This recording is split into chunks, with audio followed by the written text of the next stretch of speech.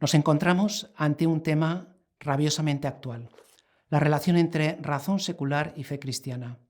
Es un tema frecuente y habitual en el debate de la cultura contemporánea, en los medios de comunicación e incluso en las redes sociales. Y aquí un ejemplo. Tengo en mis manos en este momento un señalador de páginas que dice más de 150.000 ejemplares vendidos. Es por lo tanto todo un bestseller. Y añade en el reverso, un antiguo secreto vuelve a despertar la batalla entre la fe y la razón. He aquí pues todo un thriller intelectual donde se entabla una auténtica batalla entre la fe y la razón, entre la ciencia y la creencia, por supuesto, esta última subjetiva e irracional.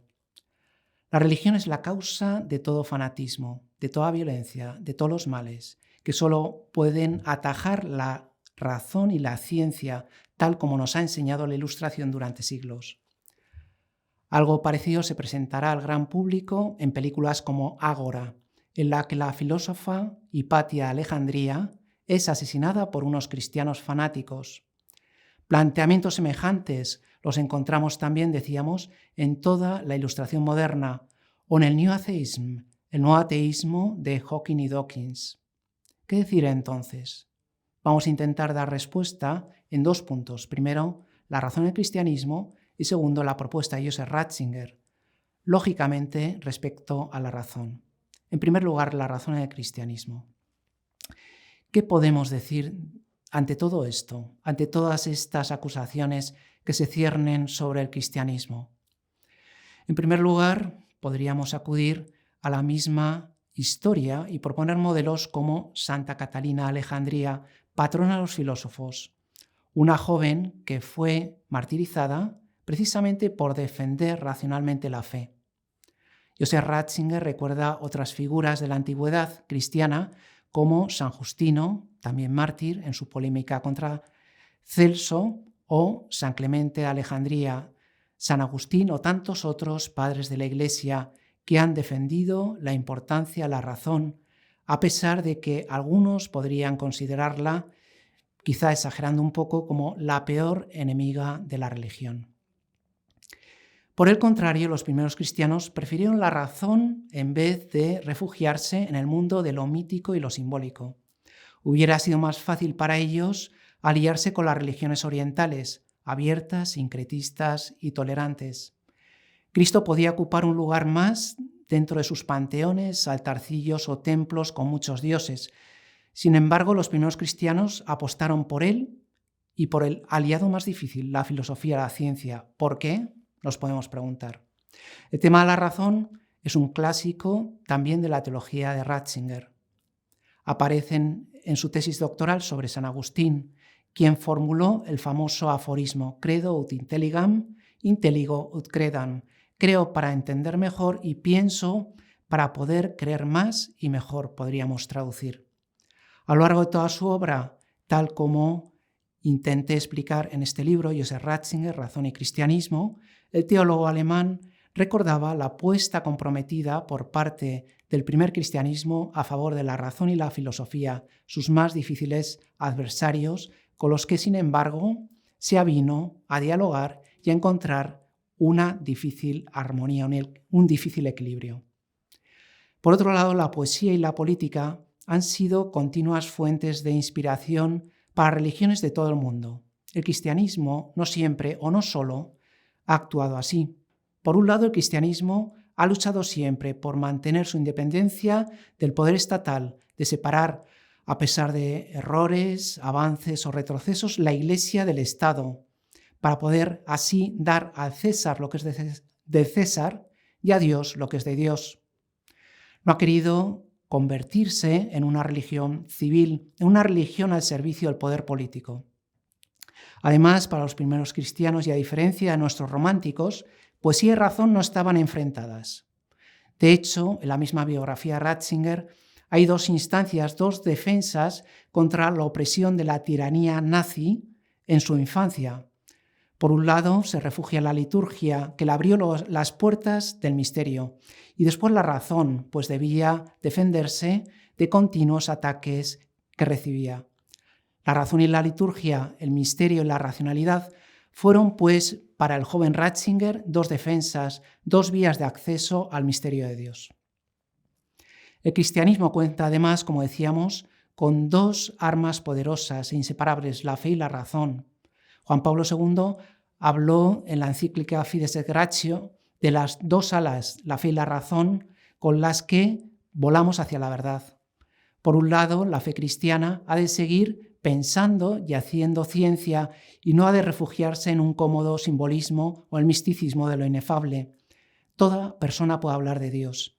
Es cierto que la mística y el símbolo, de gran importancia en la religión cristiana, pienses en la Biblia o la liturgia, como hemos mencionado, pero Dios llega también a través de otras esferas tan prestigiosas en la vida como son la cultura, la ciencia y el pensamiento.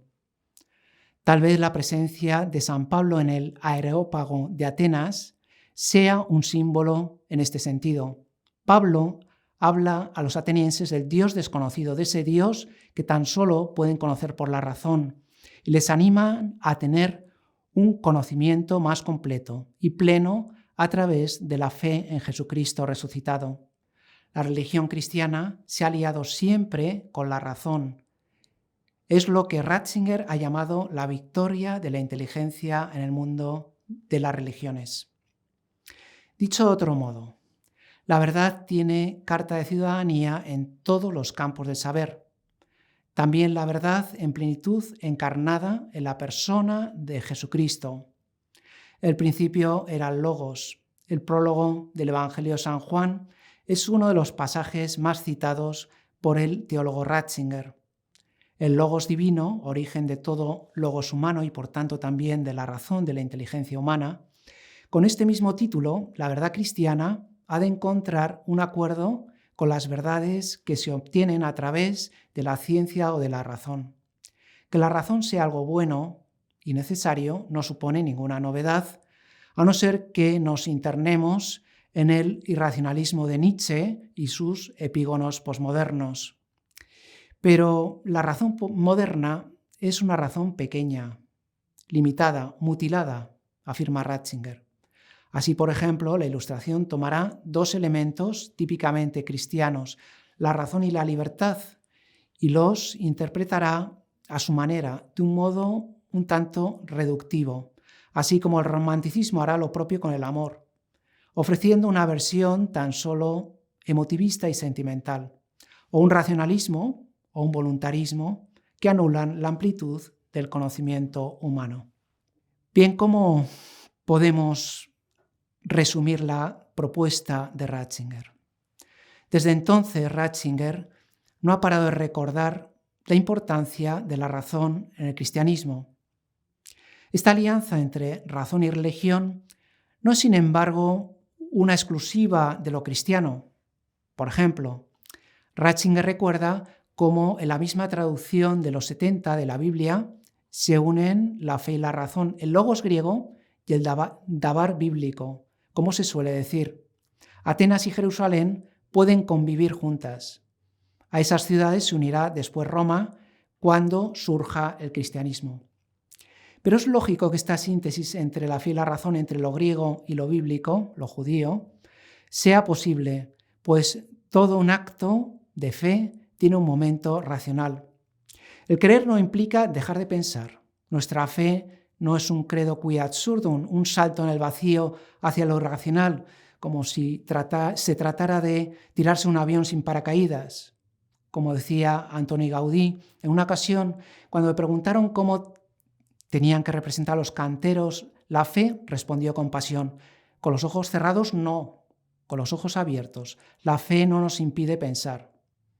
Fe y razón en continua búsqueda de una posible armonía. Ambas miran en la misma dirección, hacia la verdad. La propuesta del cardenal Ratzinger era, además de lo más ambiciosa, conseguir una nueva ilustración que a su vez requiere una nueva razón. Al igual que los primeros cristianos consiguieron esa difícil síntesis entre fe cristiana y razón secular, también nosotros hemos de hacer ahora algo parecido. Pero para esto se requiere un nuevo concepto de razón, no la razón matemática, calculadora, racionalista o positivista, sino una nueva razón abierta y ampliada. ¿A qué?